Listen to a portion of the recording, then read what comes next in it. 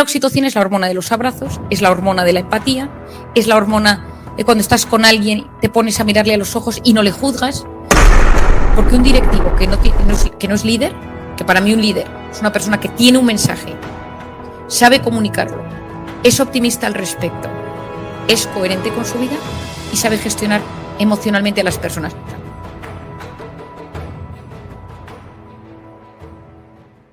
Durante muchos años me dediqué a investigar el cortisol, que supongo... ¿Alguien no sabe lo que es el cortisol? Bien, entonces el cortisol es la hormona del estrés, la que se nos activa ante un momento de amenaza, de alerta, de preocupación, y es esa hormona que sube y tarda un tiempecito en bajar, unos cuantos minutos o horas en bajar. El cortisol es una hormona cíclica, por las noches es baja y tiene que ser bajita para que yo duerma, y a lo largo de la noche sube hasta las 8 de la mañana, que tiene su pico más alto y luego a lo largo del día vuelve a descender. Y esto es necesario que sea así para que el organismo funcione bien, a nivel fisiológico, a nivel endocrino, a nivel emocional, incluso a nivel cognitivo.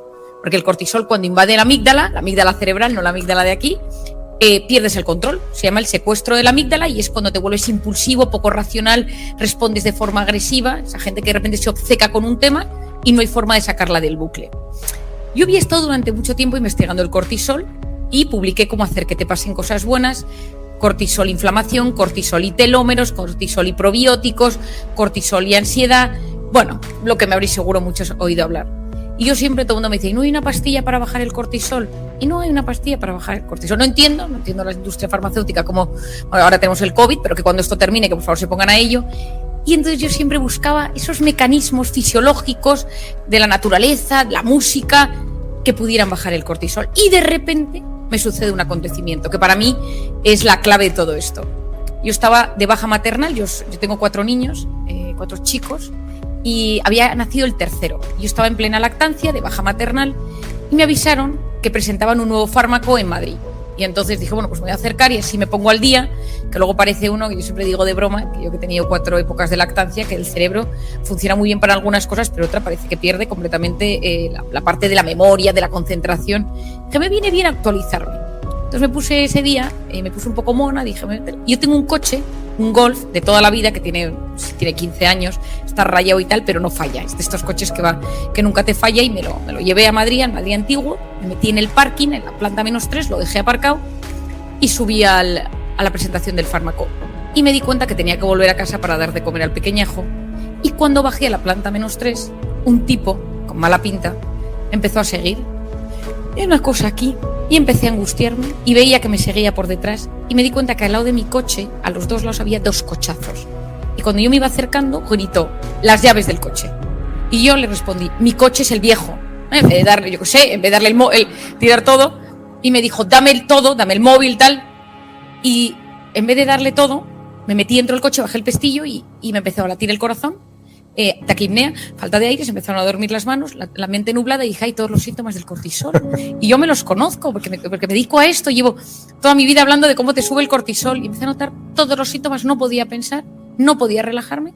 El tipo me dio como un golpe en el coche, y una angustia, que seguro que habéis vivido una situación en algún momento de vuestra vida donde os pase esto del corazón, y entonces empecé a dar vueltas. Salí del parking automático y me reconocí la matrícula, y cuando iba por la calle llamé a mi marido, que estaba aquí, le llamé y le dije, ¿podía hablar? Entonces mi marido se pegó un susto, le dije, pero estoy bien, ¿no? Terminé la frase, pero estoy bien, pero no estaba bien. Y al llegar a casa, tenía la sensación como de malestar corporal, vital, psicológico. La persona que estaba con el bebé me lo entregó para que comiera porque ya estaba llorando, y al minuto se puso a comer y entró mi marido a los pocos segundos. Marian, ¿cómo estás? ¿Qué ha pasado? Y entonces yo empecé, pues mira, iba por el parking y de repente, y me dice, ¿por qué estás tan tranquila? Pues si acabo de hablar contigo por teléfono. Entonces yo dije, este pico de cortisol tarda 6 horas en bajar. ¿Qué hemos hecho? ¿Qué he hecho? Y yo soy muy consciente de las cosas. Si yo de repente veo una persona que tiene ansiedad y hace algo que le baja la ansiedad, investigo la música, investigo la alimentación, investigo la naturaleza, investigo la respiración, o sea, yo todo lo que funciona lo investigo y llego a la ciencia de lo que hay debajo de las cosas. Y entonces dije, aquí acaba de pasar algo en este instante, y miré a mi pequeño Javier y dije, ¿y si la oxitocina de la lactancia bajara el cortisol? Y efectivamente, me puse a investigar. He estado 2 años investigando la oxitocina. Y la oxitocina del parto y de la lactancia, conocida por todas las madres que hay hoy aquí, esa oxitocina, estoy intentando que todos los hombres de España conozcan lo que es la oxitocina, esa oxitocina baja el cortisol. Yo digo de forma divertida que como no podemos ponernos a lactar, todos los que estamos aquí, hay que buscar maneras de estimular la oxitocina. Y la oxitocina es la hormona de los abrazos, es la hormona de la empatía, es la hormona de cuando estás con alguien, te pones a mirarle a los ojos y no le juzgas, le miras la cara y sonríes a la vez que sonríe, las neuronas espejo, es decir, sí, esa hormona de los vínculos donde nos sentimos especiales para el de enfrente. Cuando estás con esa persona notas que a esa persona solo le importa lo que le estás contando. Deja el móvil, deja todo y de repente es como que eso que le cuentas le emociona incluso más que a ti. Y la oxitocina, la persona que más la ha investigado, es un neuroeconomista que se llama Paul Zak y tiene un libro solo dedicado a esto, que me lo compré 3 veces porque cada una de ellas subrayaba cosas distintas. Busqué en internet, él cita estudios, me puse en contacto con los científicos que habían estudiado esto porque era lo que había detrás. Y él llevaba un kit que yo lo quiero conseguir porque ahora no lo he conseguido, un kit donde medía la oxitocina en diferentes momentos. Se casaban unos amigos suyos. Antes de llegar a la boda, la oxitocina. Y después del matrimonio, después de casarse, antes de tal, les volvió a medir la oxitocina. Al día siguiente de la boda, la oxitocina. Es decir, es un experto. Y él, que es el que más sabe de esto, explica que cuando esos abrazos de 8 segundos, bien, bajan los niveles. Y entonces hay que dar abrazos de 8 segundos con las condiciones necesarias con el COVID, ¿no? Es decir, ¿cuál ha sido el gran problema de la pandemia, Andrés? ¿Cuál ha sido el gran problema que hemos tenido? Que en un momento de intoxicación de cortisol, todos los mecanismos que teníamos para bajar el cortisol estaban prohibidos, todos. Los abrazos, mirarnos a la cara, sonreírnos, hacer deporte, empatizar con la gente, visitar a las personas, cogerles de la mano, todo aquello que nos ayuda a liberar los estados de alerta. La pandemia es un estado de alerta. Durante meses estuvo prohibido y según los lugares hay muchísimas restricciones. Y sabemos que la oxitocina, sabemos que el cortisol, cuando tú lo tienes estimulado de forma crónica, altera profundamente el sistema inmune. Y en un momento de pandemia, si hay algo que necesitamos que esté bien, es el sistema inmune. Y la oxitocina, cuando la estimulas, potencia el sistema inmune. Por lo tanto, ahora mismo, más que nunca, hay que potenciar esta oxitocina como sea. Nada, qué maravilla. Mira, me gusta que empieces hablando de todo lo que te ha costado escribir el libro y de todo lo que has tenido que estudiar para poner el punto de atención sobre eso, ¿no? Sobre el esfuerzo al final, porque mira qué suerte, esta mujer de repente saca otro libro y otra vez se vende un montón y así, ¿no? Y todo lo que hay detrás. De hecho, en una entrevista te preguntaron, ¿tiene base científica estos efectos sanadores que usted comunica, ¿no? Que usted comparte? Y contestaste, ahí es donde entró la oxitocina en mi vida. Si yo no veo una base científica buena, me da urticaria. O sea, no puedes claro, es que hablar de lo que no tienes. Yo siempre he tenido intuición en la vida. Y entonces, si yo tuviera que decir una característica de mi personalidad, es que soy una gran observadora. O sea, yo lo observo y entonces yo dedico a ver cosas que pasan y siempre digo un ejemplo. Si yo estoy de repente un día en mi despacho y entra un cerdo y me dice, hola Marian, no necesito una N de 10 cerdos. Una N es lo que los estadísticos o los investigadores dicen, un número mínimo de X cerdos para investigarlo. Para mí ya es suficiente. Cuando yo empiezo a ver que algo funciona, cuando yo empiezo a ver que algo me llama la atención, de repente leo muchísimo, me encanta todo lo que hay de neurociencia, lo leo, y cuando de repente veo cosas curiosas que muchas veces no tienen ni pies ni cabeza. Te cuento un ejemplo, que probablemente aquí alguno me lo haya escuchado. Hace años, te sabría decir 8 o 9 años, me empecé a dar cuenta que casi todos los pacientes que tenían ansiedad en algún momento tenían problemas digestivos, que si gastritis, que si hinchazón, que si gases, que si diarrea, que si estreñimiento, que si colon irritable, que si Crohn, es decir, que si disbiosis intestinales, pero me di cuenta que nadie investigaba la unión. Entonces yo decía, si el 90% de la serotonina que llega a mi cerebro bajo diferentes mecanismos, es decir, hay todo un tema, unos mecanismos a través de unas células dentro del... pero va a través del intestino. Es decir, el 90% de la serotonina que finalmente llega al cerebro parte del intestino. Dije, por lo tanto, esa serotonina, que es la base de la libido, que es la base de los impulsos, del estado de ánimo, de esa sensación de alegría, si el intestino no funciona bien, esa persona anímicamente no puede estar bien. Y empecé a preguntar. Empecé a hablar con gente que tenía colon irritable, que tenía Crohn, que tenía todo tipo de temas intestinales, gastritis, todo lo que existe. Y yo le decía, ¿y de ánimo? Regular. Y dije, bueno, pues empecemos a estudiar qué pasa aquí. Y llegué al maravilloso mundo de la microbiota, es decir, todos esos bichillos que pueblan el aparato intestinal. Y empecé a indagar. Creía que había algo No digo que yo lo descubriera, para nada, pero yo iba leyendo, había unos tipos en un sitio que tal, pero gente muy investigadora y poco práctico. Es decir, lo que yo sabía es que había tipos en diferentes universidades del mundo investigando esto, pero no se llevaba a la práctica. Y entonces tuve la suerte de que en una conferencia o en una entrevista, pero en ese momento, estoy hablando hace 8 años, que no sé dónde debió ser, alguien me escuchó del CSIC hablar de este tema y me llamaron y me dijeron: Marian, doctora Rojas, queremos hacer una investigación sobre el aparato intestinal y el cerebro, el eje intestino-cerebro. Lo que hace usted, y yo feliz, me mandaron una nevera, unos kits, y lo único que tenía que hacer era la investigación, mi diagnóstico ansioso-depresivo de los pacientes y pedirles un bote de heces. No lo conseguí. Nadie le da a un psiquiatra un bote de heces. No había manera de conseguirlo. Yo iba a mis pacientes y les decía: ¿quiere usted entrar en una investigación que estoy llevando a cabo sobre el eje intestino-cerebro? Me tiene que traer un botecito de heces. Y te miraban como, peor que si les dices que te den la cuenta bancaria y las claves. O sea, la gente no quería, y entonces pues me costó mucho. Algunos lo consultaban a su médico digestivo y le decían: oye, mi psiquiatra me ha pedido heces. No vuelvas a ese psiquiatra. Iban al internista y tal, iban a otro psiquiatra a consultarle y decía: la psiquiatra hace cosas muy extrañas, ¿no? Entonces, no lo conseguí. Solo conseguí un bote de heces de una paciente que era muy fiel en ese momento a mí, que le dijo: a ver, Marian, si tú me pides esto, yo lo hago, pero claro, con un bote no hacíamos nada. Y no lo conseguí. Entonces llamé a una amiga mía médico y le dije: pídelo tú, yo hago la parte psicológica y psiquiátrica, y tú, que eres una internista, y a raíz de ahí empezamos a ver muchísimas cosas. O sea, hemos visto, ahí entra todo el campo de la inflamación, de lo que yo he hablado muchas veces, de que el cuerpo, cuando está bajo estrés mantenido, se inflama, y el cerebro también se inflama. Cuando roté en Londres, después de terminar la carrera unos meses, había un médico que me decía siempre, algún día, muy mayor, un señor muy mayor, que solo no veía pacientes, solo investigaba, me decía: ¡ay, la inflamación! Pero ¿cómo que llegaremos a trabajar la inflamación y la depresión? Y yo, que lo escucho todo, yo me quedé con este hito ya, y luego... Y de repente dijimos: oye, ¿y si los probióticos y los antiinflamatorios y las dietas antiinflamatorias conseguimos bajar el nivel de inflamación del cuerpo? ¿Y cuáles empezaron a ser los resultados? Que el estado de ánimo mejoraba, la gente recuperaba la libido, la gente recuperaba las ganas de vivir, la gente se encontraba mejor físicamente porque te duele menos el cuerpo. Pero claro, todo esto va muy lento. Para empezar, tienes que inculcar esto a los médicos, que muchas veces estamos en nuestra parcela, en nuestra microparcela. Yo que hablo con muchos médicos de muchas especialidades, me dicen: Marian, es que lo que nos pide, pues que todo esto es muy complicado. Y yo lo que pretendo es que la medicina esté mucho más unida, que la psiquiatría no esté en un departamento raro, en una planta cerrada, con un código, que seamos unos tíos raros, sino que la psiquiatría se convierta en otra especialidad donde hay una gran comunicación, donde los médicos puedan consultarnos, donde podamos...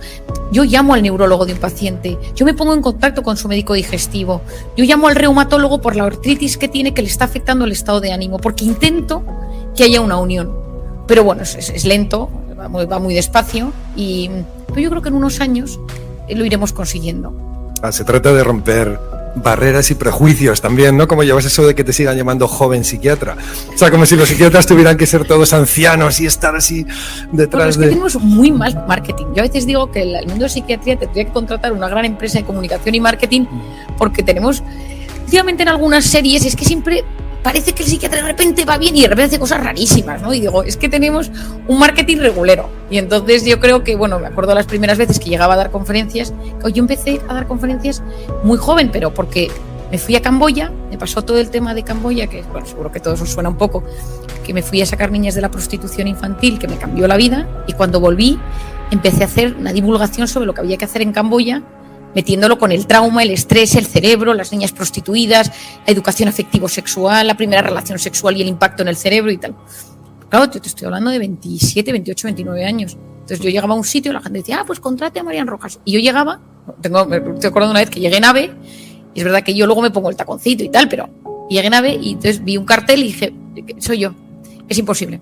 Si es usted no puede venir. Y nosotros hemos dicho: pues una persona que sabe del tema. Y entonces me dijeron, y entonces la persona que era un matrimonio que me recogió, y ella me dijo: déjame que te ponga unas arrugas, yo te lo ruego. Y entonces me puso Estaba tan agobiada No que le es dije, cierto esto. pero no estaba grabado, gracias a Dios. Entonces me puso como unas arrugas y me dijo, mira, es que o sea, no puedes entrar así, ¿no? Nadie te va a escuchar. O sea, sí me ha pasado lo de joven. Pues si le llegas a decir encima que eres futbolera, como comentas en la página 54 del libro, ¿no? Y que te sabes lo de gol en las gaunas. Sí, es que, Sí, ¿no? es que yo siempre he sido, en mi casa somos súper futboleros, somos 4 niñas. Mi padre es muy futbolero y mi madre es muy futbolera. Entonces en mi casa somos del Barça, con todo lo bueno y lo malo que ello tiene. O sea, gracias a Dios que estáis ahí abajo y nadie comenta, pero es un drama. Y entonces en mi casa, mi abuelo, en un momento dado, hace muchos años, pues fue tesorero del Barça. Y yo entonces, no sé cómo nos inculcó el fútbol, pero a un nivel que yo en la carrera, si había un gran partido, salía de la universidad, me cogía el puente aéreo y me iba al partido. O sea, que ahora lo pienso y digo, pero por favor, o sea, y entonces, de hecho hay una anécdota muy, muy divertida, saliendo me llamó un día mi abuelo Fabián Estape, que era fuera de serie, y me llamó y me dijo, Mari, en Madrid-Barça, hay un Madrid-Barça bueno, yo sabía, en la Champions, y me dijo, vente, y vamos juntos y tal, y entonces, pues, le dije a mi hermana, me parece, le dije, vente conmigo, porque somos todos muy futboleros. Entonces, llegamos al aeropuerto y cogemos el primer vuelo, el puente aéreo que había, y nos dimos cuenta que íbamos con el Madrid. Íbamos con el Madrid al partido. Y entonces me tocó, recuerdo perfectamente, entre Zidane y Michel Salgado, y Vicente del Bosque era el entrenador. Y entonces me pasé, yo hablo francés porque estudié en un colegio francés, pasé todo el avión hablando con Zidane, muy callado en ese momento. Y entonces, bueno, tampoco es que ahora sea muy súper expresivo, pero era muy callado. Estuvimos hablando y al aterrizar le dije a Zidane que yo era del Barça. Le dije, pero si marcas, dedícamelo. Y entonces marcó. Y entonces siempre he pensado, digo, mala suerte, mal momento se lo dije, y perdimos 0-2. Y un drama en casa y tal. Dije, o sea, yo no tengo que venir a los partidos porque soy gafe. Siempre me ha gustado mucho el deporte, lo vivo, o sea, me meto, lo vivo, me parece que es súper sanador en muchísimos aspectos. Y cuando era joven, mi padre siempre escuchaba la radio, siempre la sigue escuchando, pero el fútbol se escuchaba en la radio en casa. Y a día de hoy, en mi casa, con los buenos partidos, se apaga la tele y se escucha la radio. Y entonces, recuerdo que cuando ellos iban de viaje, como para sentir ambiente hogar, en mi casa poníamos el fútbol para tener sensación de que mis padres no estaban de viaje, porque Fíjate. Sabías que mi padre estaba por ahí. Y entonces me acuerdo del gol en las gaunas, me acuerdo perfectamente que escuchando la radio. Mencionas mucho a tus padres, antes has mencionado a tu madre también, y de hecho estás aquí, eres psiquiatra por ella, ¿no? Con una visita que hiciste a la Bolsa de Madrid, donde creo que encontraste un montón de gente muy necesitada de lo que ahora repartes por ahí. Bueno, vengo de una familia de psiquiatras, mi padre excepcional, que muchos habréis leído, conoceréis. Mi abuelo, Luis Rojas, que al final hoy, en los tiempos, pues hace muchos años, él hizo su propia revolución en la psiquiatría. Es decir, él, en ese momento, todas las personas que hacían cosas raras y que no tenían solución acababan en hospitales. Pero ya me pasó otra vez con una paciente que me dijo, pues mi abuela algo le pasó y acabó en un manicomio, ¿no? Parece un drama, ¿no? Pero bueno, no se sabía nada. Mi abuelo se forma en Alemania y luego vuelve a España e intenta pues hacer una psiquiatría mucho más humanizada. Y luego, pues mi padre, y tengo también una tía y un tío que son psiquiatras, y mi padre humanizó, ¿no?, la psiquiatría en su momento, llevando la psiquiatría a la calle, hablando de la psiquiatría en todas partes, la personalidad, la pareja, el amor, intentando quitar un poco el estigma que había, que sigue habiéndolo, ¿no?, pero que había en ese momento. Yo creo que acercó, hizo mucho bien. Y siempre me gustaba la psiquiatría, pero yo quería hacer lo que hacía mi madre. Me parecía súper entretenido, que no tenía ni idea de lo que hacía. Ella en ese momento trabajaba en la Bolsa de Barcelona. Y esa famosa anécdota es que un día en la Bolsa, muy pequeña, me llevó y entonces le dijo a uno de los que estaba por ahí, le dijo, explícale a mi hija lo que hacemos en la Bolsa. Y entonces yo, que no callo, como se puede observar, pues cuando volvió, yo le estaba diciendo al señor, estás triste, algo te pasa. Tu mujer no te quiere. Y mi madre, que yo debía ser un mico de 6-7 años, me dijo, que ahora lo pienso, que tengo un hijo de 7 años que es muy parecido. Otro día le dejé haciéndose unas pruebas porque está jugando al fútbol en su colegio y tiene un partido y le tenían que hacer pruebas del corazón como si fueran un jugador de primera división, o sea, todo tipo de pruebas. Y le dejé un momento y me marché, y a la vuelta le estaba diciendo a la enfermera, ¿te gusta tu trabajo? Y digo, ay, Dios mío, todo se hereda. Y quizá la Bolsa te llevó también a las organizaciones, porque fundaste en su día un proyecto pionero muy bonito sobre felicidad organizacional llamado Ilusio, ¿no?, que precisamente para demostrar que las empresas están compuestas por personas si gestionamos bien las emociones de las personas, las organizaciones alcanzan un nivel superior y con ello también repercute en la sociedad, en el mundo, en el entorno que la rodea, ¿no? Bueno, uno de los temas que nos dimos cuenta fue que mucha gente que llega a la consulta llega cuando ya se ha roto.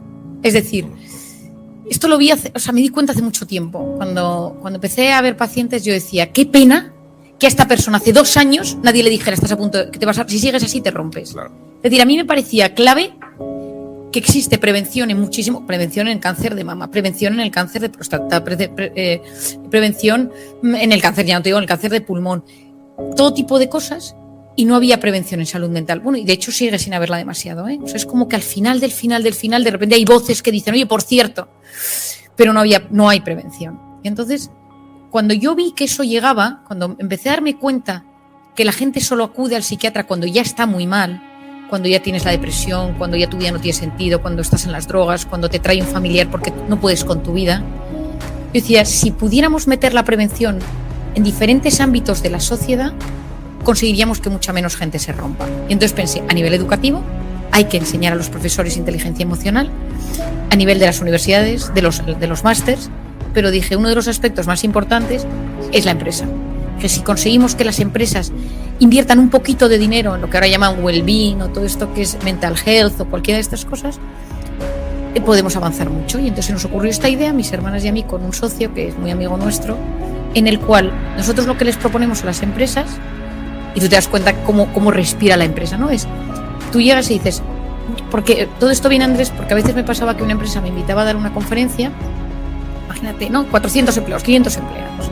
Yo daba una conferencia y al terminar, yo en ese momento no tenía libro, la gente, yo decía, bueno, y dejaba mi correo. Si alguno tiene alguna duda, mi correo. Entonces, recibía decenas de correos y la gente me preguntaba, en mi caso particular me pasa esto, a mí me sucede esto. Entonces dije, por un lado tengo que escribir un libro para que la gente le ayude. Pero por otro lado, ¿por qué no proponemos a las empresas pequeños talleres? Y una cosa que para mí era clave, tú escuchas mi conferencia, tú acudes a 2 o 3 talleres que te personalizamos. Y de eso tú me dices, vale, de todo lo que me has contado, Marian, o Isabel, mi hermana, que lo hace conmigo, a mí lo que me pasa es que soy muy obsesivo y muy rígido en mi trabajo y eso es lo que me repercute. ¿Cómo trabajo esto? A mí lo que me pasa es que me cuesta ser empático con los que están debajo de mí porque me parece señal de vulnerabilidad. ¿Cómo se hace eso? A mí lo que me pasa es que soy una persona poco sociable. A mí lo que me pasa es que me pongo muy nervioso cuando tengo que hablar en público porque tengo un trauma, porque esto. Es decir, dijimos, si a estas personas les ofrecemos la posibilidad, no porque estés mal, sino porque te hago una pequeña prevención o porque alguien dice, sé que no estoy mal, pero si sigo así me puedo romper con este ritmo de vida que llevo. Entonces empezamos a hacerlo. ¿Cuál es mi idea? Conseguir que en todos los estratos de la sociedad, nivel profesional, personal, educativo, social, cultural, cada vez haya más formación emocional, porque cuando tú sabes gestionar tus emociones, tienes mejor salud física y mejor salud psicológica. Lideras mejor tu equipo, llevas mejor una clase, ayudas a que el aprendizaje de los alumnos sea mejor, ayudas a que la gente en la universidad se tome mucho más en serio lo que aprende, ayudas a que la gente que de repente acude a un máster salga de ese máster no solo fortalecido a nivel de conocimientos financieros, sino también para desarrollarse en la vida.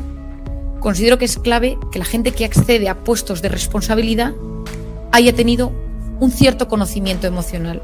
Porque un directivo que no es líder, que para mí un líder es una persona que tiene un mensaje, sabe comunicarlo, es optimista al respecto, es coherente con su vida y sabe gestionar emocionalmente a las personas. O sea, no es fácil, por eso líderes tampoco hay tantos, pero me parece que el líder del siglo XXI necesita tener esos conocimientos. Un líder, como me pasó otro día en consulta con un paciente que dirige una empresa y que en un momento dado me dijo, Marian, es que yo no creo en la inteligencia emocional, me parece cosa de débiles.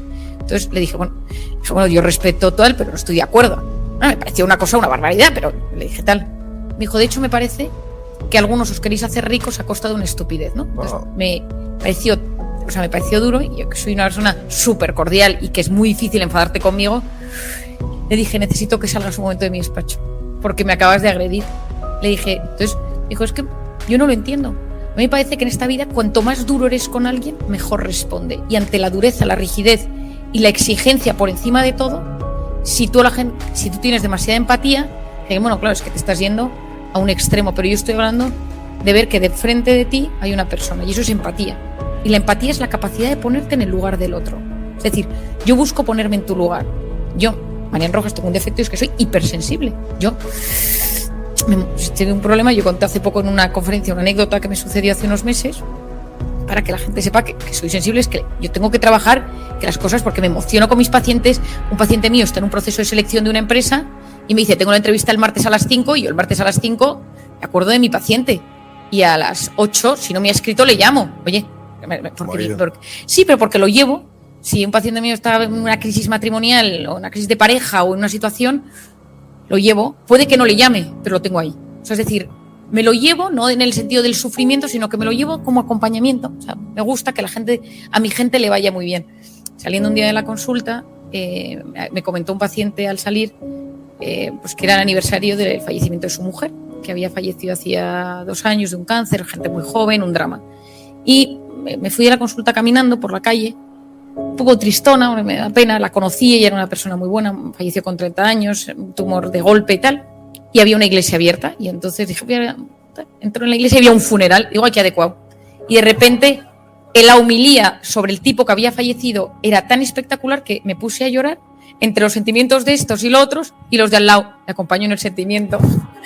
Yo, tuve que darle pésame a toda la familia, porque claro, y la gente, ¿la conocía usted al fallecido? Y yo, era una persona excepcional. O sea, digo, porque, es decir, cuando uno se conoce, es mucho más fácil que sea capaz de gestionar las cosas.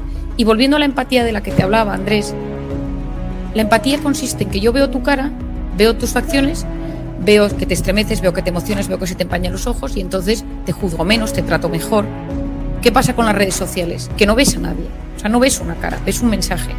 Y como no se activan ni las neuronas espejo, ni la empatía, ni la oxitocina, ni el hemisferio derecho, que es todo aquello que nos hace ser emocionales, aparece la rabia, aparecen esas barbaridades. La gente dice unas barbaridades en las redes sociales porque no hay otra cara delante. En el momento que tú eso tienes que decir a una persona que la tienes delante, es imposible que te salga eso, porque ves una cara, ves una historia, es mucho más difícil, a menos de que vayas conduciendo por la calle en Madrid a hora punta y te pita el de al lado, fuera de ese momento, y por eso yo la mascarilla me parece que ha hecho, pero entiendo que se tiene que poner, ha hecho mucho daño, porque no te ves, entonces deshumanizas a la gente va por las calles y no ves esa persona con esos sentimientos y esas emociones, sino ves a un tipo que te está molestando y no puedes pasar, ves a una madre con un niño que te está entorpeciendo el paso, ves a una señora mayor que tarda mucho en cruzar la calle y tú estás en el coche, y nos hemos dejado de mirar con la parte afectiva, y cuando bloqueamos la parte afectiva perdemos la esencia del ser humano, perdemos esa chispa por vivir. Por eso yo quiero que, a pesar de las circunstancias, volvamos a lo humano, a lo real, porque sin hemisferio derecho, sin oxitocina, sin empatía, esto lo echamos a perder. E incluso con las personas que inicialmente generan cierta violencia, ¿no? ¿Cómo describes a las personas tóxicas para no llamarlas tóxicas? Me encanta. Dices, persona que desencadena subida de cortisol en su entorno. Yo tengo en la empresa o tengo una compañera que es una persona que desencadena una subida de cortisol en mi entorno. Entonces, pero eres respetuosísima, ¿no? Con ello. Y al mismo tiempo dices, con estas personas, incluido tu paciente, el del otro día, es lo primero reconciliarte, ¿no? Y sobre todo perdón, sobre todo vivir desde la... Es verdad que, quiero decir, desde el amor, no se trata de hacer un buenismo global de todos y tal, no. Se trata de saber que hay personas que nos intoxican de cortisol. Eso es la persona tóxica. La que te intoxica es mucho mejor. Me intoxicas de cortisol. O sea, hay gente que la vemos en el trabajo y nos intoxica de cortisol. Hay gente que pensamos en ella y nos intoxica de cortisol. Todos tenemos a alguien, ¿no? Es decir, te piensas en esa persona y dices, de repente te llama, ves el WhatsApp y te ha subido el cortisol, te ha subido, y entonces lo sabes. Pero no hay nada como tener conciencia de que esa persona tiene ese poder sobre ti.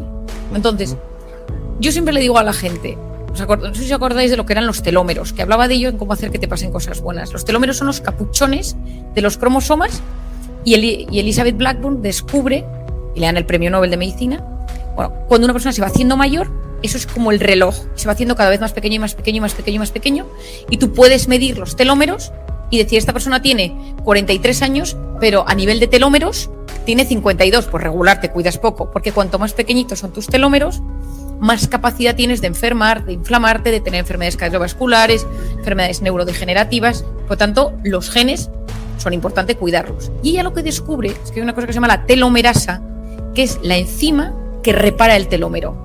Y lo que se dan cuenta, que me parece una grandiosidad, es que hay ciertas cosas que cuando las estimulas potencian la telomerasa. Es decir, cuando yo estudié medicina, tus genes eran los que eran y no había manera de modificarlos. Lo que se descubre en los últimos años es que ciertas cosas, ciertas actitudes o comportamientos potencian la telomerasa y tú reparas tu telómero y por lo tanto envejeces mejor. Esto es un tema de envejecimiento. Pero mucha gente cuando dice, no, porque mi suegra, yo tengo una suegra estupenda, pero mi suegra no sé qué, o mi cuñado, o mi no sé cuántos, o mi jefe, tal, le digo, te estás dando un poder sobre tus telómeros que no te lo puedes permitir. Hay gente, no, es que estas navidades voy a ver a mi cuñado y mi cuñado. Digo, bueno, permítele a tu cuñado que en Nochebuena te recorte un poquito los telómeros, muy bien, fenomenal. Envejeces peor y tal gracias a tu cuñado, ¿no? Entonces la gente ya tengo conciencia de ello. Es decir, cuando tú sabes que ese cuñado te inflama, te acorta el telómero y hace que tu corteza prefrontal, que es la que te ayuda a pensar, funcione peor, es como que tampoco le quieres dar tanta fuerza. Es decir, oye, esta persona tiene un poder dañino, no solo psicológico, sino físico. Es que me bajas el sistema inmune. Entonces, claro, es que son palabras mayores. Entonces ya es como que dices, bueno, pues ¿sabéis lo que voy a hacer? Me voy a distanciar. Que es súper sensato. Distancio a esta persona que no me está haciendo bien. Mi padre habla mucho del impermeable psicológico, ¿no? Yo a mi hijo, uno de mis hijos otra me decía, es que hay uno de mi clase que me ha dicho, digo, te vas a poner el impermeable de papi. Papi es mi padre, ¿no? De papi, el abuelo. Le digo, que las cosas, en vez de que vayas con el corazón abierto y que lo que te pasa te afecta y te hundes, tú es como una especie de capa de superhéroe y lo ves venir, te resbala. No sé, es qué sensación de poderío. Porque si el comentario de esa persona llega y ya me lo ha vuelto a decir, me ha mirado con esa cara, iba con mala intención y tal, le has permitido inflamarte. Le has permitido modificarte la microbiota en ese mismo instante. Le has permitido recortarte el telómero. No, chico, no te doy tanto poder. Es decir, entonces relativizas mucho las cosas. Primero identificar quién es esa persona que me recorta el telómero. Vamos a pensarlo. Es mi jefe, es alguien de mi equipo, es alguien tal, es alguien de mi familia, es una persona... Y todos tenemos a alguien. Yo siempre cuento el caso de una paciente, que pienso en ella y que venía siempre y me decía, Marian, qué mala cara tienes, ¿no? Los niños no te dejan dormir, se te notan los años, vas cumpliendo años, lo mona que eras tú.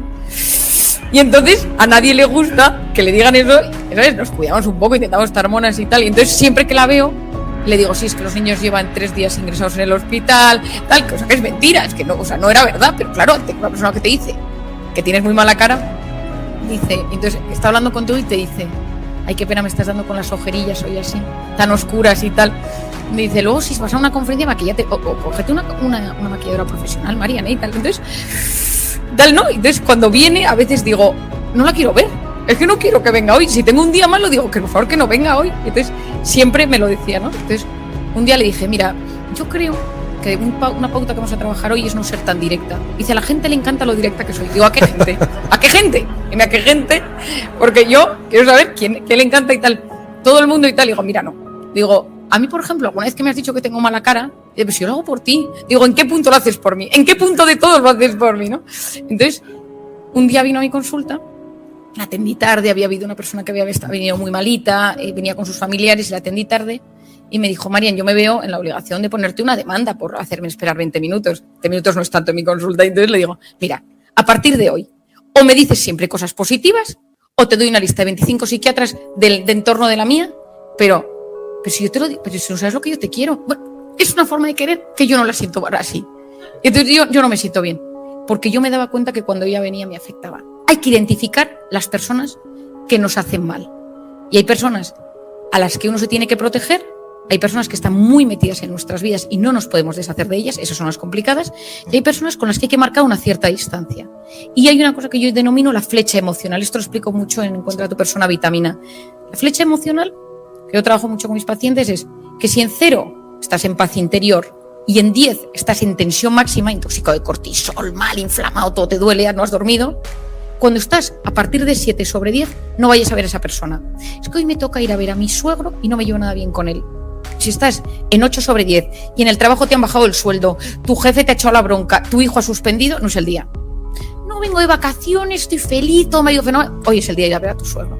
Porque a veces forzamos en los momentos de tensión porque tenemos un poco este tema del aguantoformo, ¿no? De yo lo aguanto todo y no pasa nada y tal, y de repente explotamos de la peor de las maneras. Entonces, esas personas que nos intoxican de cortisol están en nuestras vidas. Hacía una pregunta al principio cuando saqué el libro que me echó a pensar. Me dijeron, ¿hay gente que puede ser tóxica para algunas personas y vitamina para otros? Un periodista me lo preguntó y pensé, pensé yo misma, ¿no? Seguro que soy vitamina para la gente que me quiere, pero habrá alguno que diga, oye, pues esta que es una intensa o lo que sea, ¿no? Pero tenemos que intentar ser conscientes de las personas que nos alteran, ser conscientes si somos de los que alteramos a algún otro. Decir, oye, yo sé que a esta persona yo le pongo nervioso. Esto a veces nos damos cuenta. La persona está bien y de repente llego yo y se tensa. A veces somos los que tenemos que generar una cierta distancia por precaución, porque cuando desmenuzamos, me lo habréis leído alguno y tú lo habrás oído, comprender es aliviar. Claro. Cuando uno comprende las situaciones se siente aliviado. Si no, uno dice, ¿yo por qué? Cuando voy a comer a casa de mis suegros, de los suegros de mis padres, de mis cuñados, de mis hijos, de mis yernos, llego a casa y la comida me ha sentado mal. Es que no es solo lo que comes, sino con quién lo comes. Y si lo comes con gente a la que quieres, la oxitocina ayuda a que el tracto intestinal funcione mejor. Si tú comes con gente que te está generando toxicidad, el cortisol hace que esa comida te sienta de horror. Pues hay que elegir no solo dónde comemos, sino con quién comemos. Sí, mira, me encanta el logo de tu web. Quería hacer un giro, que es un corazón compuesto como por conexiones neuronales, ¿no? Que más que un dibujo parece como algo vivo, es muy bonito. Y es que al final cerebro y corazón también, al igual que el sistema digestivo y nuestro sistema neuronal, también están unidos, ¿no? Dices, eres más cerebral, eres más... No, pero al final somos parte de un todo y tenemos que cuidar cada parte de nosotros mismos para que el todo esté sano y llegue al día siguiente como tiene que llegar. Todo esto se originó porque cuando empecé a darme cuenta que había que llegar a la unión de la mente y el cuerpo. Es decir, me encantaba una parte de la residencia, que la hice con la hija de estos señores de aquí, que es una de las personas que yo más quiero, que ella es de Arnedo, y hicimos juntas la residencia. Y una de las cosas que más me gustaba era pasar la interconsulta, que lo me he acordado porque pasábamos siempre juntas ella y yo, que es la interconsulta en un hospital, es que los pacientes que están ingresados de cualquier especialidad que necesitan algo psiquiátrico te llaman a ti. Es decir, gente que teóricamente no está ingresado, está en neumología, en traumatología, en digestivo, en neurología, pero que tiene algún síntoma psicológico psiquiátrico y te llama a ti como psiquiatra de lo que se llama la interconsulta. Y a mí me apasionaba. Me encantaba ver cómo pues uníamos la mente y el cuerpo, cómo todo tenía una conexión, pero necesitaba llegar al punto de unión. Yo decía, ¿dónde se unen? Porque si yo tengo un examen, tengo taquicardia y puedo tener un poquito de tracto digestivo alterado. Tengo una cita romántica y ese día de repente ese famoso grano que sale en medio de la cara, ¿no? Es decir, ¿pero qué demonios pasa? ¿Pero dónde está eso, no? Y ahí descubrí, que yo no descubrí nada, pero ahí llegué al cortisol, al famoso cortisol. Y entonces, las emociones generan síntomas físicos. Y la emoción es que algo que te sucede llega a tu cuerpo y genera una reacción. Entonces tú ves a alguien y algo te sucede, te dicen algo y tú interpretas. Por eso la felicidad no es lo que nos pasa, sino cómo lo interpretamos. Es de eso que me llega. Me doy el ejemplo de que estudias a tu casa y te ha ido el día fenomenal, te han ascendido, todo te ha ido de escándalo y tu hijo ha suspendido matemáticas. Bueno, pues matemáticas, no pasa nada. Si ese día te han echado el trabajo y tu hijo suspende matemáticas, el mundo es un drama y las matemáticas son otro drama. Es decir, la interpretación de las cosas activa dos sistemas en el cuerpo. El sistema nervioso simpático y parasimpático. El simpático es el que nos tensa, el del león. La carrera se estudia cuando llega el león. Y el parasimpático es el de la playa tumbado leyendo una novela. Entonces, el tema es que todo lo que nos sucede genera emociones y esas emociones tienen una repercusión directa en el cuerpo. Según cómo gestionemos el mundo emocional, esa parte más afectiva, eso va a tener una influencia enorme en nuestro cuerpo. Y si esa emoción soy capaz de pasarla por la cabeza, yo gestiono mejor mis impulsos y mejoro mi salud. Por eso para mí era tan importante encontrar un logo que uniera, que es un corazón que está unido como de neuronas del cerebro, efectivamente. Nada, es que me encantó. Y has hablado también de la fuerza de las palabras. y de la fuerza de las palabras negativas, el efecto que tienen sobre nosotros y el cuidado que hay que tener no solo con lo que decimos a los demás, sino con lo que nos decimos a nosotros mismos, muchas veces en silencio, que son las que más daño hacen, ¿no? Has hablado del optimismo, en cambio, de la fuerza que puede tener porque lo pones en tu página web también, la misma frase, que felicidad y que bienestar, el optimismo, ¿no? Entonces hay que trabajar también, ¿no? El llevar a cabo, por así decirlo, una terapia narrativa, ¿no? O sea, cómo nos contamos nuestra propia historia para percibir, para interpretar la realidad, pues de forma que no nos haga sufrir y que nos acerque más hacia la felicidad. Bueno, pues que eso, Andrés, es para mí una de las claves de la vida, y es la voz interior. Es decir, esa voz interior, ese discurso interno que tenemos todos constantemente. Es decir, las mujeres en altavoz, constante, los hombres más light, más bajito y de vez en cuando en silencio, pero siempre tenemos una voz interior. Si nos damos cuenta, juzgamos o analizamos esto tal, pero incluso de esto que está pasando, cualquiera de nosotros puede ir pensando, pues esto, pues entonces Andrés, y entonces está Marian, y entonces ha venido, o sea, y vamos analizando y hablando, muchas veces en neutro, es decir, descriptivo sobre lo que pasa, simplemente porque es como una radio de comentar. Lo malo es cuando esa voz se nos pone a mirar y de repente se enfoca a nosotros mismos y empieza: has engordado, tu jefe no te hace caso, tu pareja está distante, no acabas de salir adelante, estás anclado en la vida y no avanzas, vaya errores has cometido. ¿A quién se le ocurre? Es que cómo confiaste en esta persona, en este tema, qué torpe eres. Es que realmente es terrible. O sea, eso es de lo más dañino que existe en el cerebro. O sea, te diría, cháchara mental. La cháchara mental. O sea, es de lo más terrible que hay. De hecho, estoy leyendo el libro y muy entretenido. Y cuando publiqué Cómo hacer que te pasen cosas buenas, yo decía, la actitud es la voz interior. Es decir, la actitud que uno tiene en la vida es, pues voy a una entrevista de trabajo y la voz interior dice, pues quizá te cojan, o no te van a coger, ¿para qué te lo prepares? O qué miedo. Y si te bloqueas y si no sabes hablar, eso es, la consecuencia es la actitud. O sea, uno se enfrenta a la vida según cómo esa voz interior le trata. Si uno va a un sitio y de repente la voz interior le dice, no vas a conocer a nadie, si es que, qué vergüenza, haberte quedado en casa, se le ocurre, me parece ridículo lleno este sitio. Automáticamente todo tu organismo se pone en modo alerta, y ya sabemos que el modo alerta es el cortisol y es telómeros, microbiota, inflamación, o sea, ya nos lo conocemos todo. Entonces, hay una zona del cerebro de la que he hablado poco, que es la corteza prefrontal, que a mí me chifla, he leído muchísimo y estudiado mucho al respecto, que es la zona de la atención, de la concentración, de la resolución de problemas, del control de impulsos. Es decir, es una zona que nos hace seres como superiores, en dominio de la información, capaces de... Es la que cuando vas andando por un restaurante o estás en un restaurante sentado y no te traen la comida y el de al lado tiene un plato que no ha empezado a comer y empiezas a pensar, ¿y si me la cojo? ¿Y si no se me la cojo? Y no se la coges porque claramente no es solo un tema de educación, es un tema de control de impulsos, de que tu cerebro te permite pensar y decir, esto no. Esa voz interior, cuando publiqué mi libro, yo la citaba en varios momentos y me sorprendió la cantidad de correos electrónicos que recibí preguntándome por ella. Y entonces, pues lo que te decía al principio, dije, pues a investigar la voz interior. ¿De dónde viene esta voz interior? ¿Qué hace que yo de repente me diga, pues si tú no te lo mereces?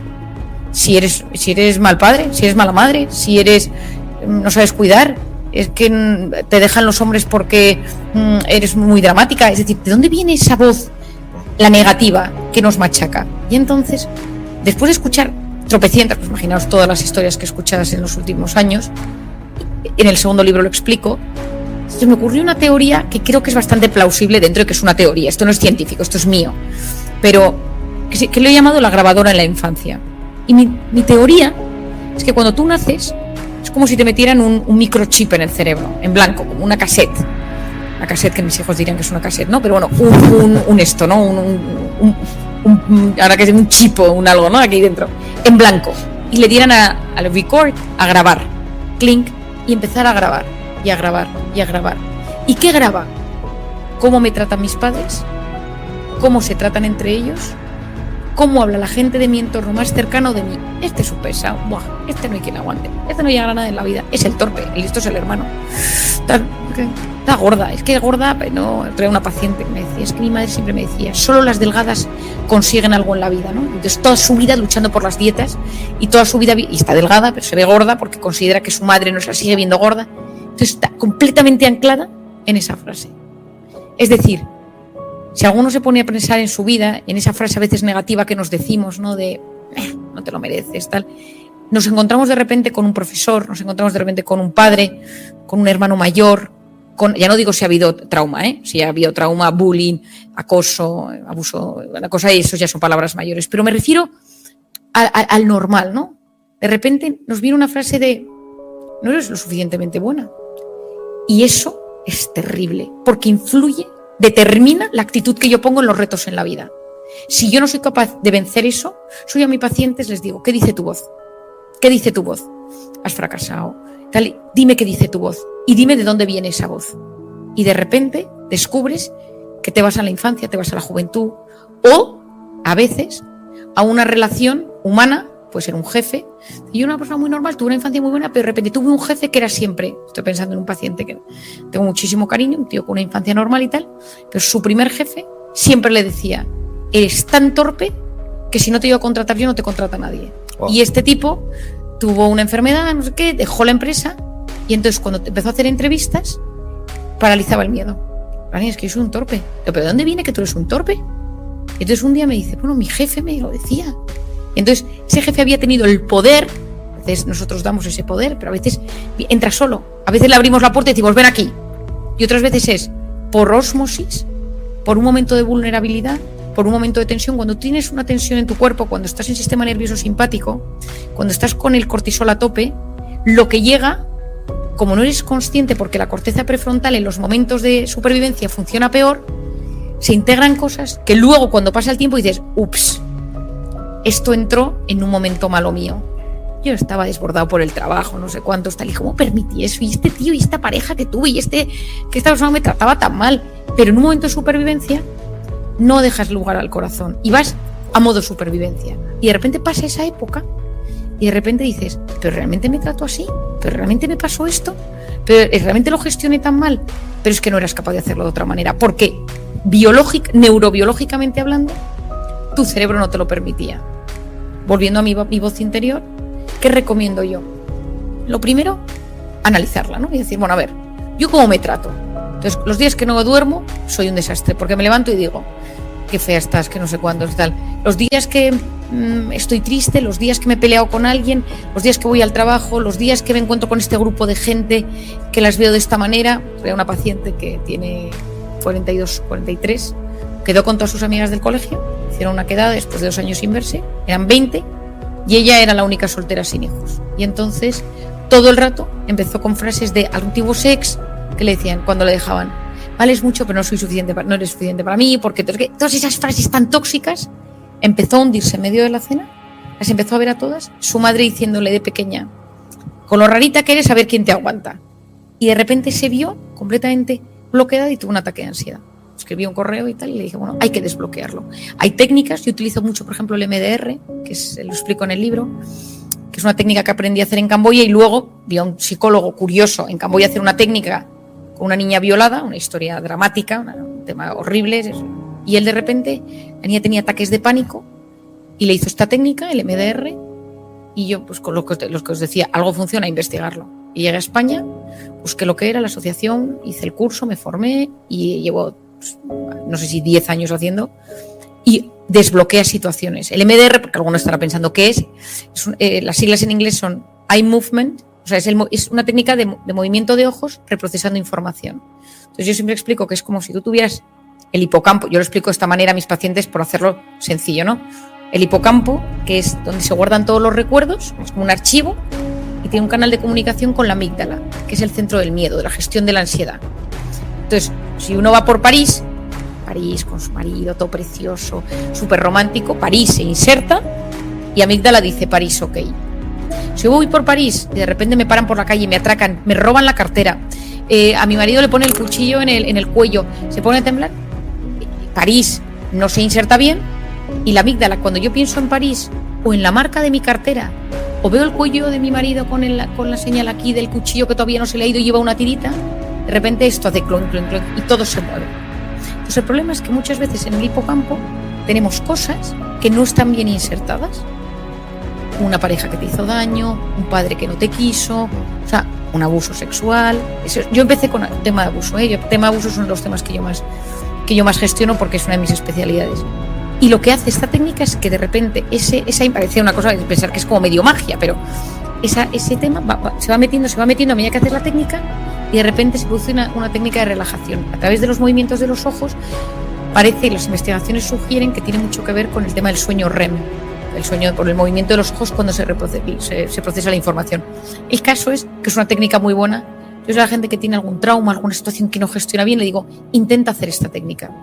Porque a mí me ha demostrado, yo tengo éxito en cosas muy complejas, de repente desbloquea en cuestión de minutos. Qué maravilla. Para todos aquellos que, o alguno que no lo sepáis, cuando habla de Camboya, ¿no? Que dice, se nos ha ido a Camboya esta mujer, ¿no? Pues ha estado en labores de vamos a decir, de ayuda al desarrollo, colaborando con ONGs o con fundaciones o con organizaciones en los burdeles de Camboya, también con una fundación que ayudaba a sacar niños de los basureros de allá, en el propio Bronx, ¿no? Pues otro barrio extremo, en el otro extremo del mundo, y quizá por eso seas una de las personas más felices del mundo, ¿no? Porque practicas el altruismo, que es uno de los comportamientos habituales de la gente feliz, pero hay otro que es la gratitud. Y fíjate, saco esto a colación porque hay una parte del libro que también es muy interesante para todo el mundo, nos llevemos bien con la pareja o no, o estemos en un momento o en otro, que es precisamente las relaciones de pareja. Y dices que se sustentan no solo en la atracción, sino también en la admiración. Eso me encanta.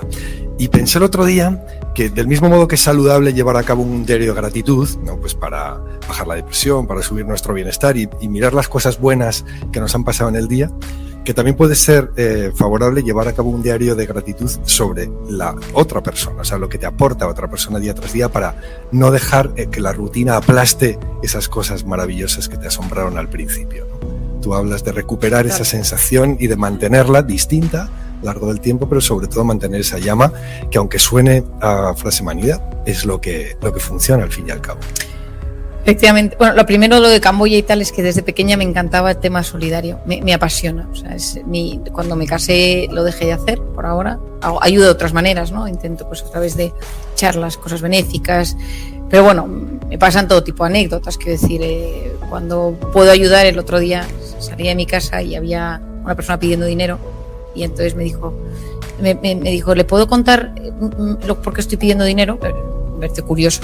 Pensé, tengo psiquiatra escrito en la frente, y le dije, mire, yo feliz, digo, lo hago feliz porque me encanta y de hecho es mi profesión, que no sé si lo entendió. Entonces me contó todo su drama y me dice, espera usted confianza al pasar por aquí, te la veo a veces pasar, digo, al lado. Y entonces me contó toda su historia, y claro, yo no puedo evitarlo, pues soy así. Entonces su pareja, que estaba en la construcción, pero entonces se cayó y entonces tiene un problema en la rodilla, y entonces de dónde es el país, y entonces dónde está, y dígale a su pareja que venga, y entonces quién le ha visto, y entonces le llamó, y la radiografía, y entonces la mandé a un amigo traumatólogo, y me meto unos líos.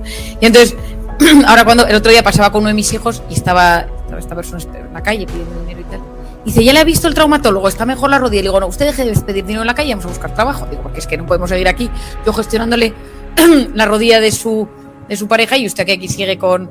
Dice, usted póngase a buscar trabajo, vamos a buscar algo que pueda hacer. ¿Qué se le ocurre? Digo, ¿qué sabe usted hacer? Y mi hijo al lado, este que es parlanchín, y el otro, ¿qué sabes hacer? Vamos a hacer una lista, ¿no? Entonces, es verdad que siempre he tenido este tema solidario, me apasiona. Camboya, he escrito mucho en los libros.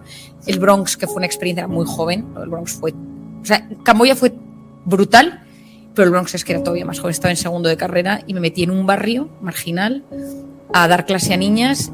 Me chifló, volvería a hacerlo 1000 veces. Alguna vez, bueno, sí lo he contado, hace mucho que no lo cuento, pero me atracaron, me hice amigo del atracador, porque claro, y quería dinero para que abortara a su novia de toda la vida. Y entonces yo empecé, pero vamos a ver, pero no la quieres, pero entonces ¿qué edad tienes? Pero tal, bueno, tuvimos una conversación y tal. Pero no, si yo quiero tener el hijo, o sea, a mí me encantan los niños, pero tal, bueno. Y tuvieron el bebé y la niña se llama Marian. No me digas. Sí. Oh. Y sí. De hecho, cuando quisieron bautizarla, me llamaron para que fuera la madrina. Entonces me senté con mi madre, estaba en segundo de carrera, y le dije, mamá, me quiero ir al Bronx porque el tipo que me atracó al final va a tener una niña y se llama Marian, y quiero ir al bautizo. Y mi madre, mira, tú no vas al bautizo. Y digo, mamá, es que quiero ir al bautizo. Y fui al bautizo, no fui la madrina al final porque me parecía un lío. O sea, digo, ¿yo qué hago en Madrid? Tal, no existía WhatsApp. O sea, es que estoy hablando de una época donde no había WhatsApp. Digo, ¿cómo voy a gestionar yo si no tengo nada para...? Pero sí, siempre me ha chiflado. Y me hablas del otro gran tema de la vida, que es la pareja. Yo creo que todo el mundo quiere que le quieran. Y en algún momento de nuestras vidas hemos querido que nos quieran de forma incondicional. Que alguien nos quiera de forma incondicional y para siempre. Es como un deseo que está innato al ser humano. Podemos renegar y decir, bueno, yo no quiero pareja, estoy en un momento, ¿qué tal? Pero la realidad es que siempre en algún momento de nuestra vida decimos, ¿cómo me gustaría que alguien encontrara esa persona que me quisiera para siempre? Y si tienes la suerte de repente de encontrar a alguien, te digo que hay como fases. Primero hay una chispa, esto lo explico mucho en el libro, ¿no? Y de repente ves a alguien y dices, tiene algo, apetece conocerlo por su atractivo, por su forma de hablar, por la manera de mirar, tiene algo. Entonces yo lo que recomiendo, la gente me dice, pero María, pues es una cosa muy difícil, pero yo lo recomiendo porque yo veo las consecuencias. Mi padre tiene una frase maravillosa que dice, el amor cuando llega puede ser muy ciego, pero cuando se va es muy lúcido. Y entonces, esto tiene una explicación neurocientífica. Cuando mi padre decía esta frase, vuelvo a lo mismo, dije, ¿y dónde estará la neurociencia de esto? Y la descubrí. Cuando tú te enamoras, el sistema límbico hace ¡pum! Serotonina, dopamina, tal, de repente te vuelve el sistema cingulado, bueno, todo lo relacionado con las obsesiones, te obsesionas en un tema, tienes más energía, puedes no dormir, estar toda la noche hablando 5 días en el tirón y sigues yendo a trabajar y encima rindes en el trabajo, pero no es sostenible en el tiempo. Helen Fisher, que es la mujer que más ha investigado esto con análisis de sangre y resonancias magnéticas, dice que es una media de 17 meses.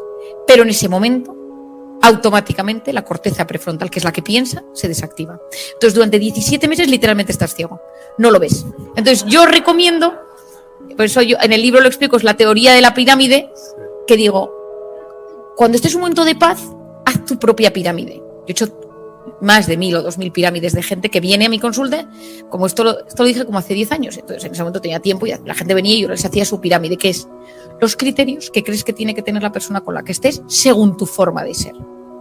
Es decir, si uno dice, por mi forma de ser, yo necesito una persona muy cariñosa, yo necesito una persona que sea muy familiar, yo al revés, yo necesito una persona muy independiente, yo quiero una persona, es decir, que cada uno diga, por cómo soy yo, es decir, no hay la pirámide universal.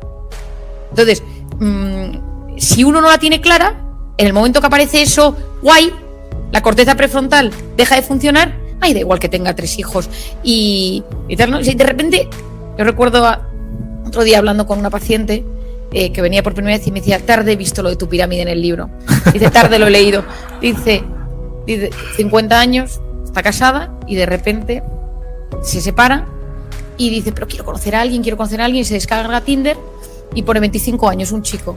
Y dice, pues tal, y se enamoró locamente. Y dice, claro, yo no caí, que 25 años, mi hijo tiene 25 años y está enfadadísimo. Digo, claro, es que es error. Claro, pero como no puso corteza prefrontal, en el momento que llega, no hay opción. Entonces, lo que en condiciones normales dices, es que no lo vi, porque no tenías. Entonces, yo lo que recomiendo es saber decir, por mi forma de ser, qué me conviene. Por cómo es mi historia, por cómo es mi familia, por cómo es mi educación, por cómo quiero yo, por cómo necesito que me quieran. Yo en mi caso he tenido mucha suerte con mi pirámide, pero yo me acuerdo que necesitaba una persona yo quería una persona que fuera más inteligente que yo y que tuviera mucho sentido del humor. Y entonces, pues yo busco una persona con mucho sentido del humor, pero si es un exceso de sentido del humor, cuidado, porque claro, yo soy de risa floja y te estás todo el día riendo. Entonces, pero busco una persona con mucho sentido del humor y me acuerdo perfectamente un día que estaba con unas amigas en una fiesta y se acercó un tipo, estábamos hablando, súper inteligente, de estas personas ultra inteligentes, le dije, ¿qué es lo que más te gusta de tu forma de ser? Yo ya apuntaba maneras y le dije, ¿qué es lo que más te gusta de tu forma de ser? Y me dice, lo serio que soy. Fuera, ya está fuera de mi pirámide, no estás en mi pirámide, fuera. Entonces, tío encantador, o sea, es un tío encantador, tal. Ahora, ¿serio? O sea, le vi hace poco, coincidimos una vez en una boda, igual de serio, listísimo, listo como él solo, pero claro, yo no puedo. Ahí acertaba.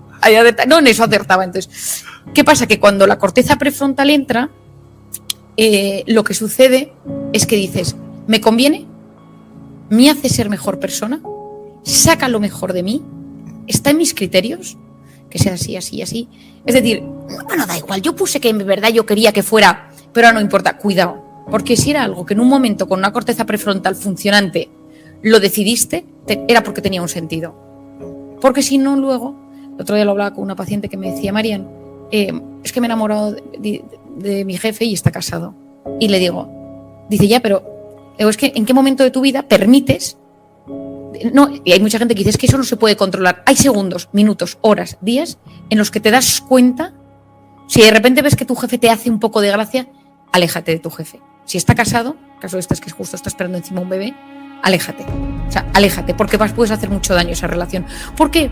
Porque después de esos 17 meses de furor amigdalino y límbico y sin corteza prefrontal, baja la espuma de la leche y empiezas a ver cosas. Y entra una fase, la fase de desilusión. Es una fase en la que dices, bien, bueno, de repente, bueno, pues tiene cosillas. No las tenía, pero no las veía. Es decir, porque la corteza prefrontal no te lo pedía, no te lo permitía. Y empiezas a ver esas cosas. Y hay un punto, y mucha gente se piensa que si no sientes eso del principio siempre, es que no es amor verdadero. Y los que nos dedicamos un poco a esto, intentamos transmitir es que el amor comprometido es aquel que ha pasado los 17 meses, se ha estabilizado y hay muy buena comunicación, no sabemos decir las cosas, sabemos gestionar la sensibilidad. Para mí es clave. Es decir, si tú hay personas que una mirada, una cara, un tal, ya sientes que la otra persona no te quiere. Muchas veces en las parejas no funcionan porque uno de los dos es hipersensible a comentarios, miradas y cosas, y entonces todo es un drama. ¿Cómo comunico que estoy mal? ¿Cómo recibe el otro que estoy mal? El canal de comunicación, o sea, me parece que son temas absolutamente claves. Y en ese momento, ¿cómo gestiono el tema económico? El dinero puede ser un motivo de enorme conflicto en una pareja, porque uno no quiere gastar, el otro sí quiere gastar, uno no ahorra, el otro, y eso puede... ¿Cómo gestionamos las familias políticas? Es decir, que al final pues son la familia del otro, y entonces con sus más y sus menos hay que intentar tratarles de la mejor manera posible, aunque a veces no te salga, aunque a veces explotes, aunque a veces estés cansado. Y en esa cordialidad, en esa estabilidad, si uno consigue que haya admiración, cariño, mucho respeto, un gran sentimiento, por supuesto, y atracción, que no siempre sea la misma atracción física que al principio, puede haber momentos con más y menos, es lógico, pero esa cierta atracción, eso funciona en el tiempo. En esta fase, ¿qué puede pasar? Que de repente aparezca el entrenador personal, la becaria, el jefe, no sé qué, un tío por la calle, es decir, que aparezca alguien que te vuelva a activar tu sistema límbico. Y claro que te lo puede activar, pero el problema es que tú aquí estás comprometido con un sentimiento y te está devolviendo a los 17 meses que cuando estés... Tengo un entrenador personal porque tengo una paciente que está casada, que está loca por su entrenador personal. Digo, mira, que no tiene sentido que tu entrenador personal 17 meses vuelves a esto. Es decir, que es que ahora... Y me dice, ya, pero ¿cómo es este sentimiento? Ya, cuando eso viene, tienes que tener un momento de pensar y decir, quiero destrozar lo que yo llevo construido por esto que me acaba de llegar. Si esto está muy, muy roto, a veces está tan roto que esto entra solo. Pero a veces simplemente es una fase de vulnerabilidad, es un momento de meses de frialdad, es pandemia, que es un drama. Claro. Y ahí hay que tomar una decisión y decir, ¿apuesto por esto o me dejo llevar por esto? Y no siempre es fácil.